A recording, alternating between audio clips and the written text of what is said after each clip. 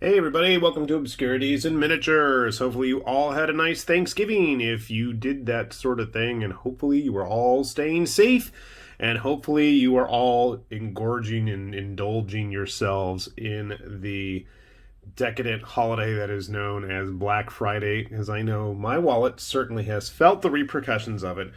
Today, as I recoil from how much money I've spent on various things, not only for myself, but naturally for other people in the family, we're going to take a look at the Echoes of Death Series 2. What is more fitting than to spend Black Friday unpacking a Kingdom Death box? It's amazing to think how many years it's been since the game has come out, and I'm barely up to the antelope in terms of actually playing. I know I've painted a crap load of the figures at this point, not very well compared to some of you out there, but I continue to persevere, and I will get this game finished someday, and we'll actually play through it. But in the meantime, I am thoroughly going to enjoy the figures. Now, I got this when it was released the year for Gen Con, whichever it came out the same time as the Giga line, I think. If somebody wants to correct me, by all means, please do. And we have 4 hard plastic figures in here, as well as stuff for the strain system, which, as it seems, is going to be coming sooner than later, hopefully, with our Gambler's Chest. Fingers crossed that we'll get it in the near future. So I know this is supposed to be the Bard. Somebody, the gladiator, and the archer or the ranger or something like that. Why don't I open it up and let's find out. Alright, you know, it's funny to think there used to be a time when as soon as these came in the mail, I could not help myself and I was tearing them to pieces to get into the box and find out what's in there, and yet here this is sat for the last, how many months now? So, as mentioned, we have 4 plastic figures there. And all of the paper goods in here. Okay, a very thin sheet of paper explaining the strain system for Series 2. Okay, I'll read that later because it's not like we're going to get to use it anytime soon. Okay, who is this? Looks cool. No names? Really? Come on, Adam. Okay, that's obviously the Bard. Obviously our Ranger friend. Obviously our Gladiator friend. Okay, I wonder if these were in the first Echoes of Death. It's been so long since I opened it up that I cannot even remember.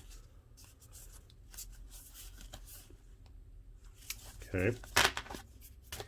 Good to know those are all there. Probably need to flatten them out, but considering I have all of the art cards in a giant pile in a drawer tucked away, I'm sure they'll get flattened out in no time soon. Sadly, there's no art card with any of those ladies. That's a bit of a disappointment. I don't remember if there were in the first Echoes of Death, and with the third one, which I'm assuming I saw last night as I filmed this earlier. Let's take a look at the actual figures.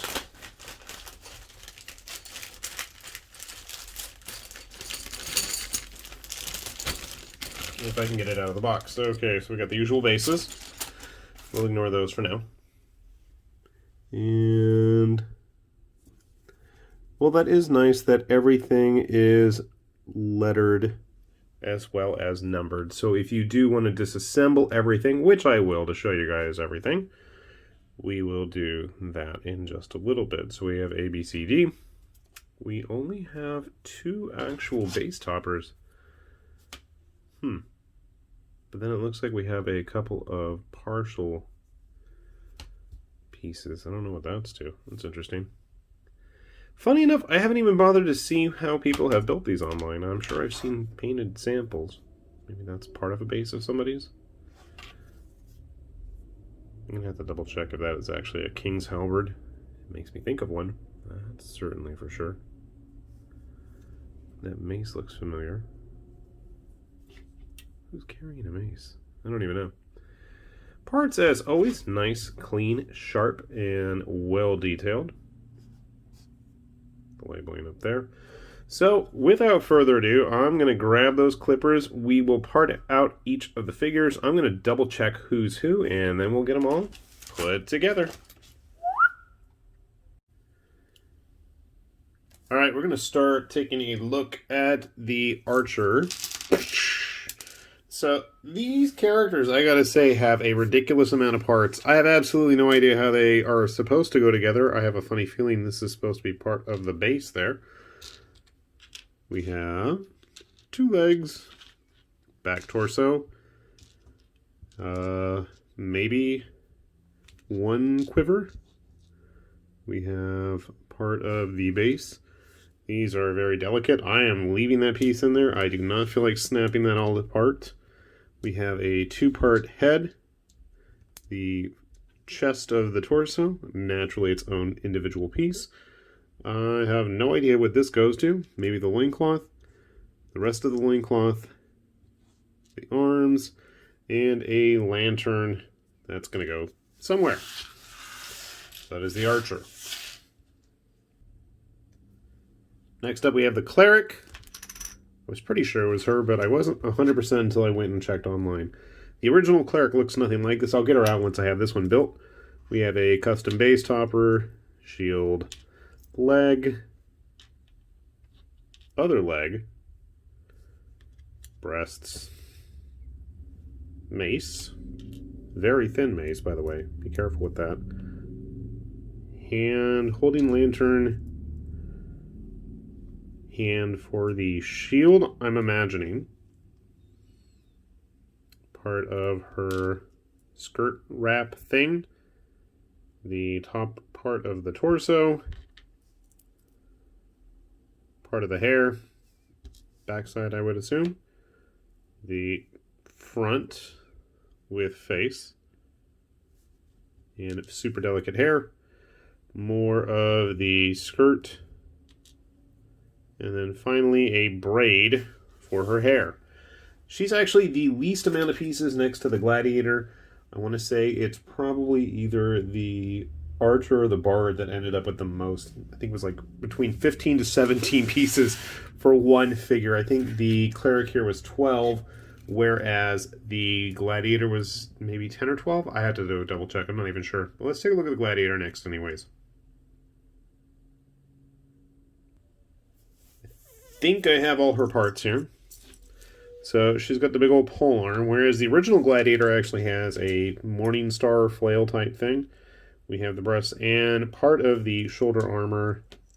Here's the rest of the shoulder armor that's going to attach to it. A bit of a base topper. One of the legs. All the legs are actually pretty similar, I'm noticing. At least these kind of remind me of the fighter as well from the first Echoes of Death. Similar setup. The ponytail mohawk thing for the helmet. Cool looking shield. Attachment point there. The rest of the torso. Most of the head. Kind of see it there. What was that? That was the front of her skirt armor. And then finally the hand that holds the shield. Which finally brings us then to the bard. Alright, as I said, the bard has a ton of parts. She has her own full custom base. Most of the skirt and torso attached. Fancy looking boots. Again, with a very similar design with those greaves. Maybe, are they based on the white lion? I'm not sure. I don't have the white lion armor handy. That very well could be the case. Now, this base is going to be nuts. I know that. She's supposed to be sitting on it. Part of her cloak. Neck and chest. Super thin parts for the harp. The front of her face. She should have a hat, if I believe correctly. Yeah, she still has the hat. With a skull now on it. Now, unfortunately, I did have these 2 hands that ended up breaking. They were too thinly attached. I have no idea where they're going to go. Maybe that won't be an issue. Holding onto her dagger. Strumming the lyre. A random hand, I'm not sure where it goes. And then the hair on the back of her head. Oh, where did I put it? One thing that deserves mention just because it's so tiny. Did I already lose it? I skipped over one of the parts for the Archer. I swear to God, I already lost it. It was so freaking small. There's like a set of 3 teeth that are supposed to go on her somewhere. I don't even know where I already lost it. Great. It was that small. My God. Maybe it's on the camera and I don't even realize it. It's that tiny. That's got to be the stupidest tiny. It's like a gremlin ear for Malifaux, if you know what those are like. Okay, well, other than that, I think I've got everything accounted for. I've got nice little Daiso Hyokuen baggies here for storing the parts as I attempt to keep everything together and hopefully put them all back together. Sit tight. Let's see if I can get these built before the day is done, because they look like they're going to be a fun frustration. But that's what I love about Kingdom Death models. So sit tight and I'll go grab a bunch of other finished painted ones while I'm at it. Alright, we got our crew all complete here. I'm going to start off with the Cleric because she's the closest. Wasn't 100% sure where that hand actually goes in the cloak there, but otherwise she's pretty intuitive. Everything just kind of snaps on and fits into place, as you can see by my glue-covered fingers. Really, honestly, no real issues putting her together. She went together pretty smoothly. I don't have her glued to her base yet, but that's just me. I don't like to. I want to make sure once I get her primed, and then I can fiddle around. And just for clarification's purpose, this is the original Cleric that I painted years ago. If I can actually get her in focus, let's try. It's not the greatest paint job. I don't know how many times I tried to straighten out that scythe either. At least I think that's the Cleric. I'm pretty sure it's the Cleric. Her eyes came out decent. Anyway, Cleric. Grabbing the Gladiator next. I don't have the original anymore. I didn't glue her to the base just because, like I've said many times before, I like to be able to make sure I can actually paint everything. She's tall. She seems very tall. Maybe not as tall as the Fighter. I didn't grab the Fighter today to bring with me. I have some other friends that will join us in a little bit. Really simple, I think, construction-wise. Really no problems with her. Very intuitive. Of the bunch, I'd say, honestly, the Bard was probably the most complex, and that was mostly just due to the hands where she's sitting. I'm going to grab the Archer next, and I never did find those stupid teeth. Maybe someday I will. I mean, there's not like any place it could have gone. That's what I don't get. Here she is. So she's going to be posing on her base like so. And one of the nice things about most Kingdom Death models is they are pretty sturdy once everything is glued into place. Girl, you were standing here for the last, I don't know how many minutes. There we go. Don't give me an attitude like that. I don't think do I have the Ranger? I know I owned it at one point, and I'm pretty sure I painted her at one point. Whether or not I have her still, I don't know. I didn't see her upstairs when I went in my office to grab everybody. And finally, we have the Bard. So the Bard, I was panicking when I was grabbing the bases. I'm like, oh, there's only 2 bases. Why are there only 2 bases? And then I realized it's because the Bard and the Cleric have their scenic base tops. So, you know what, they're going to have to get out of the way because the camera wants to focus on them. Oh, there's a mess. Okay, still focusing on them. There we go. So, here's the deal with the hands. The ones, there were the 2 that separated. Those are the ones right here. There's a very clear spot for them both to go. And then there's a little notch right here for the 3rd hand. And the way to tell them all apart is this one's a lefty, and these are both left and right.